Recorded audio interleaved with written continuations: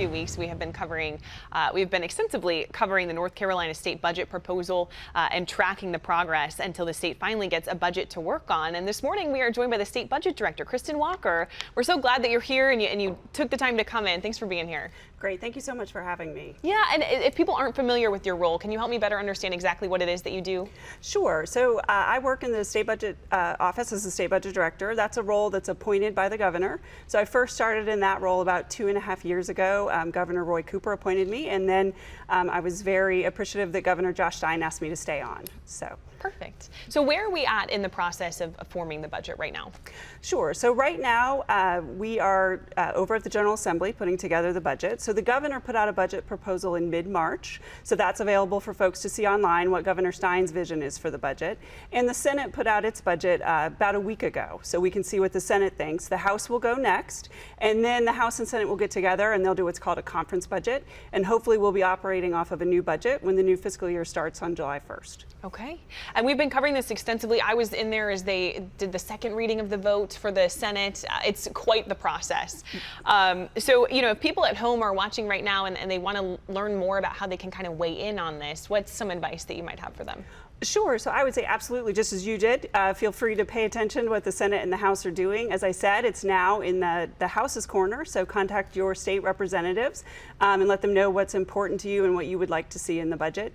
And then always important then also to remember the Senate, because they will come back together, the Senate and the House, and agree on a final budget, hopefully with some input from the governor as well. Right. So. And talk to me a little bit about the state's revenue outlook. What exactly does this mean for our budget and for state operations as well? Sure. So we have to come together and do a consensus revenue forecast. So that's really great. We get nonpartisan economists, so not politicals, both over at the legislature and on the executive branch side in my office. And they come together and decide on how much money there will be to spend this year and the next year. And what we're seeing actually right now is that due to some planned tax cuts, we're actually going to have less money in the second year of the biennium. So as we put together this budget. So that's a really unique situation and does make budgeting a little bit of a challenge when we have a growing population, right, inflation and other things. So that's creating a new look this year as we look at the budget. Yeah, certainly a good point, something to consider when it is a growing area. That's something we have to keep in mind.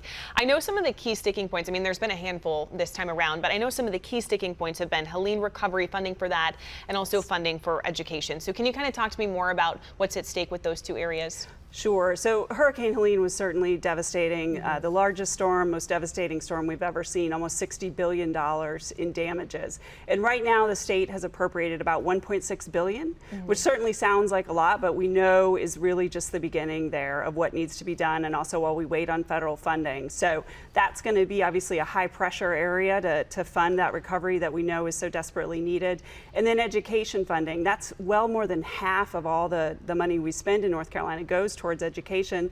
K-12, you have growth in the student population. You also have higher ed and community colleges. So that is just a really large area of our budget. And things like teacher pay so frequently become the center of the conversation. And so continue to see that. The Governor Stein proposed raising starting teacher pay to the highest in the Southeast. The Senate did not respond. They did not take that up, but we'll see what happens with the House. Yeah, I know that's such a hot topic too. I mean, all of these districts are trying to figure out their budgets as well for the upcoming year. So teacher pay is certainly always a big topic of conversation. Yes, absolutely. Is there anything we didn't cover that you want to make sure people understand about the budget process? Well, I do think it's so important that people understand just how much it impacts their daily lives and their quality of life. So when we think about all the 11 million North Carolinians who are here in the state and then where their tax dollars are going, it's absolutely something that I would encourage people to get involved in and to let folks know where you stand on things. Yeah, some great advice. Kristin, thank you so much for your time this morning. Thank you.